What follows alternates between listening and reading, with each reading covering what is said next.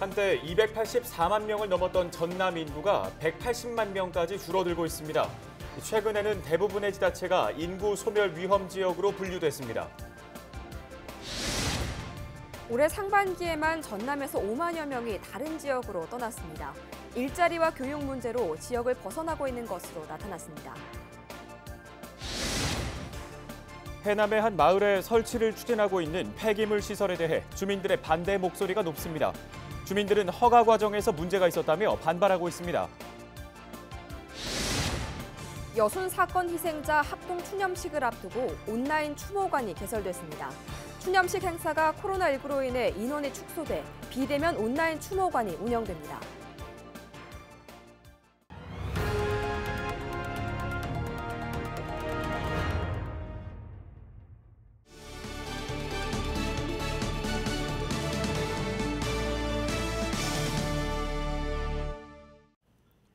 시청자 여러분 안녕하십니까? 헬로티비 뉴스 전남 시작합니다. 30여 년 전 284만 명의 인구를 자랑하던 전라남도가 이제는 인구 180만 명 수준으로 급격히 줄었습니다. 고령화와 출산율 저하 등으로 인구 감소가 계속되고 있는데요. 최근에는 대부분의 지역이 인구 소멸 위험 지역으로 분류됐습니다. LG 헬로비전은 인구 문제에 대해 연속 보도할 계획인데요. 먼저 소멸 위험에 놓인 전라남도의 현황을 박종호 기자가 정리했습니다. 전남 지역 대부분이 인구 소멸 위험 단계에 들어섰습니다. 한국고용정보원이 올해 5월 기준으로 조사한 지역별 인구 소멸 지수를 보면 22개 시군 가운데 18개 지자체가 인구 소멸 지역으로 분류됐습니다. 전체 81.8% 수준으로 전국에서 세 번째인 것으로 조사됐습니다. 고흥과 신안 등 5개 지자체는 고위험 지역으로 뽑혔고 순천과 여수, 광양과 목포 등 4개 지역만 주의 단계인 것으로 나타났습니다. 전남 지역은 이번 발표 자료에서 나주시와 무안군이 새롭게 소멸 위험 단계에 포함됐습니다. 인구 소멸 위험 지수는 20살부터 39살 사이의 여성의 수로 65살 이상의 인구를 나누어 분류하는데 이 수치가 0.5 미만이 되면 인구 소멸 위험 지역으로 분류됩니다. 무안군은 지난 8월 이후 인구가 늘고 있어 억울한 상황입니다. 남학 신도시와 오룡지구 등 연말까지 8,000명 이상의 인구가 무안으로 들어올 것으로 전망되고 있습니다. 지난 8월부터 오룡지구가 입주가 시작됐습니다. 그래서 우리 무안군 인구가 계속 늘어나고 있는 추세고요. 지난 9월 말 기준으로 해서 인구 소멸 지수를 다시 한번 체크를 해보니까 저희가 소멸 지역에서 다시 주의 단계로 다시 올라간 걸로 0.5 이상 지수가 나와서 주의 단계로 다시 올라간 상태입니다. 그리고 앞으로도 연말까지 계속 오룡지구 입주를 앞두고 있어서 우리 무안군 인구는 계속적으로 늘어날 것으로 생각을 하고 있습니다. 인구 감소로 인한 지역 위기에서 벗어나기 위한 행정당국의 노력이 이어지고 있습니다. 전라남도는 인구 소멸 지역 지원 특별 법안 마련을 위한 연구 용역을 진행했습니다. 지방 소멸 위기 극복을 위한 국가 차원의 지원 근거를 마련하기 위해서입니다. 이제 지금 특별법 제정을 해서 저희가 이제 용역을 해서 용역이 이제 끝났거든요. 끝나서 지금 그 용역 결과를 토대로 해가지고 저희 김순남 국회의원님께서 발의를 해놓은 상태예요. 그래서 이제 그게 이제 제정되도록 저희는 이제 계속 노력할 계획이거든요. 최근 김승남 더불어민주당 의원과 김영동 국민의힘 의원이 특별법 제정안을 대표 발의한 상태. 이번 국회에서 특별법이 통과돼 인구 붕괴 위기에 놓인 전남의 성장 발판 마련이 기대되고 있습니다. 헬로티비 뉴스 박종호입니다. 보신 것처럼 전남의 인구 감소 현상은 심각한 수준입니다. 전국적인 공통 원인으로는 저출산과 고령화를 꼽을 수 있을 텐데요. 전남의 인구 감소 특징을 살펴보면 다른 지역으로 옮겨가는 사람이 많은 것으로 나타났습니다. 어떤 이유 때문인지 김신혜 기자가 짚어봤습니다. 올 상반기 전남으로 거주지를 옮긴 인구는 4만 4천여 명. 하지만 동시에 5만 4천여 명은 전남을 떠나면서 순이동 인구는 만여 명이 줄었습니다.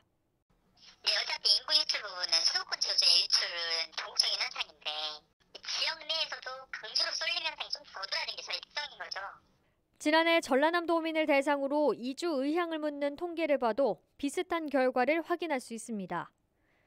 전라남도를 떠나고 싶은 사람 가운데 광주광역시로 가고 싶다는 비율이 20.9%를 기록했고 서울, 경기 등 수도권이 20%로 뒤를 이었습니다. 이주를 원하는 이유로는 직장과 일자리가 25.1%로 가장 높았습니다. 교육 문제도 높은 비중을 차지했습니다.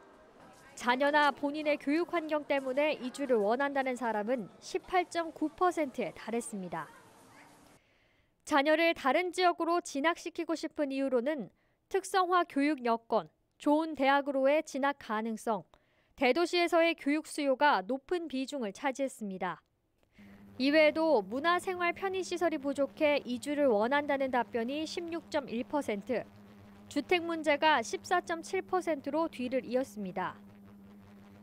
이 같은 조사 결과는 거주지 선택에 있어 어떤 요건이 중요하게 작용하는지, 도민들이 지역의 어떤 부분이 부족하다고 느끼는지를 여실히 보여주는 대목입니다. 인구 감소와 지방 소멸은 전국적인 현상이지만 지역에 맞는 촘촘하고 특화된 대책 마련과 균형 발전을 위한 적극적인 지원이 필요해 보입니다. 헬로티비 뉴스 김신혜입니다. 지금 들리는 익숙한 이 노래 많이 들어보셨을 겁니다. 고향을 그리워하는 내용을 담은 고향의 봄이라는 곡인데요. 나의 고향이 또 내가 살고 있는 지역이 사라진다는 상상을 해본 적이 있으신가요? 우리나라 최대 현안으로 떠오르는 것이 바로 인구 감소인데요. 228개 시군구 가운데 105곳이 인구 소멸 위험 지역에 해당됐고 105곳 중 97곳, 무려 92.4%가 비수도권 지역에 집중된 것으로 나타났습니다. 이 결과에 당연하다는 듯이 전남 지역은 22개 시군 가운데 18곳이 인구 소멸 위험 지역에 포함되는데요. 긴 시간 동안 고령화와 저출산, 수도권 인구 집중 등 다양한 원인이 쌓인 결과일 겁니다. 갈수록 인구가 줄어든다면 상상으로만 했던 지방 소멸은 더 이상 먼 미래의 일이 아니겠죠. 인구는 미래를 결정짓기에 정부와 각 지자체는 다양한 정책들을 추진하며 많은 노력을 기울이고 있는데요.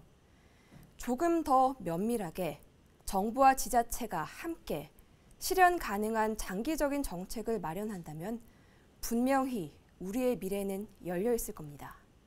지금까지 앵커 브리핑이었습니다.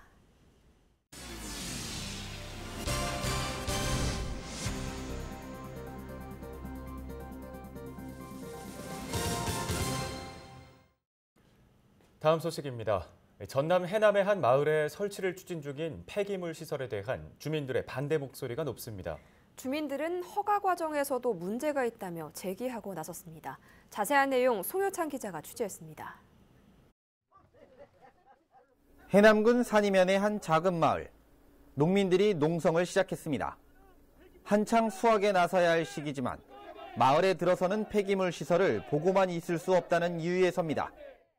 군수가 어떤 생각을 갖고 있는지 모르겠지만 우리 주민들을 생각하고 면민들을 생각하고 군민들을 생각한다면 빠른 시간에 이걸 처리를 해줘야 된다고 저는 생각을 합니다.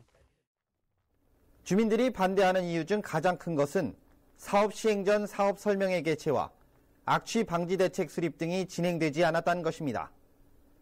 당초 해남군 계획위원회는 지난 2019년 5월 23일 세 가지를 전제로 산지 전용 허가에 대해 조건부 수용했습니다.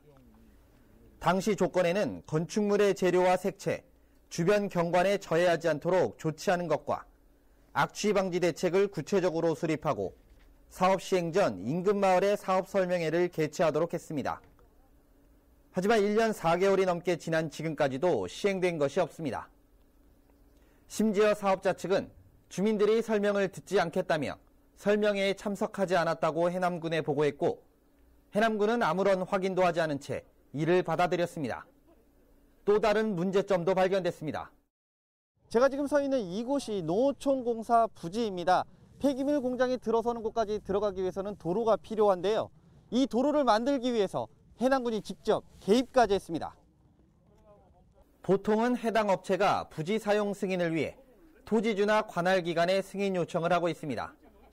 그런데 해당 업체 대신 해남군이 직접 나서 일을 처리해 준 것입니다. 심지어 해당 업체는 퇴비 공장이 들어선다고 주민들에게 설명해놓고 정작 군청에는 폐기물 공장으로 허가 신청했습니다. 해남군은 지난해 12월 폐기물 처리업에 대해 최종 허가 승인했습니다. 주민들은 말도 안 된다며 지속적으로 민원을 제기했습니다. 또 솔라시도 내 농업테마부지 등 3곳을 대토 후보지로 추천하기도 했습니다. 하지만 어떠한 것도 받아들여지지 않자 지난달 27일 해남군을 상대로 허가 취소 행정심판을 청구했습니다. 이에 대해 해남군은 민원 해결을 위해 노력 중이라고 답변만 내놓은 상태. 그렇게 지금 해결하려고 노력을 하고 있습니다. 현재 해남군청 내부에서는 해당 사안에 대해 재검토가 필요하다는 여론이 나오고 있습니다.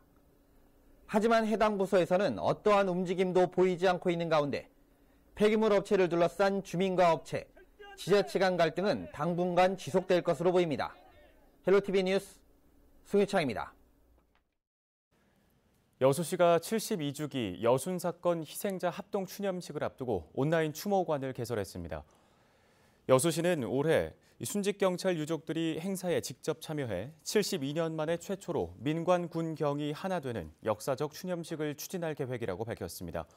하지만 코로나19의 여파로 부득이 참석 인원을 100명 내외로 축소해 비대면 온라인 추모관을 운영한다고 설명했습니다. 또한 19일 오전 10시 여수시 전역에 사이렌을 울려 시민 누구나 묵념을 통해 여순 사건 영령을 추모하는 시간을 제공할 계획입니다. 순천시가 오감으로 배우는 여순 11구에 참여할 교육생 30명을 선착순으로 모집합니다.